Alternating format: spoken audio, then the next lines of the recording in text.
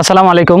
যারা আমার ভিডিও দেখেন আর শুধু খালি বলেন যে ভিউ ব্যবসায়ী করে, ভাই মাইনা নিলাম আপনার কথাটা, কিন্তু এই যে একটা গাছ দেখতেছেন না, এই যে একটা গাছ, মূল উদ্দেশ্য ছিল আমার এই গাছটা পরিষ্কার করা। মানে এটা এমন একটা অবস্থা ছিল যে আপনারা এখন দেখতে পাচ্ছেন যে শুরুতে এরকম ছিল, আর এখন দেখেন কি অবস্থা।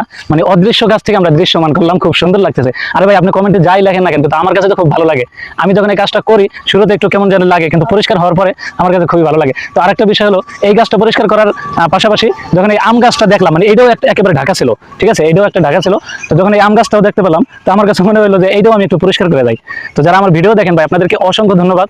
এবং যারা বিভিন্নভাবে কমেন্ট করেন, ভাই আপনার কাছে একটু অনুরোধ, একটু ভাবেন না ভাই, কত মানুষ কতভাবে খারাপ ভিডিও আপলোড করে, আপনারা তো সেগুলো দেখেন ঠিকই। তারা এইভাবে অনেকভাবে টাকা ইনকাম করতেছে, এই করতেছে, কিন্তু দেখেন কাজ করছি, এখন হলো একটু বর্ষাকাল, বৃষ্টি নামে, তো আশেপাশে যে একটা অবস্থা, অন্য জায়গায় পানি হওয়ার কারণে এই জায়গায় অনেক সাপ বিচ্ছু থাকে, সেই ভয় নিয়েও আমি কাজটা করলাম। ভাই আমার কাছে ভালো লাগে, আপনি যা মন্তব্য করেন না কেন, কিন্তু আমার কাছে ভালো লাগে, এটাই হলো কথা।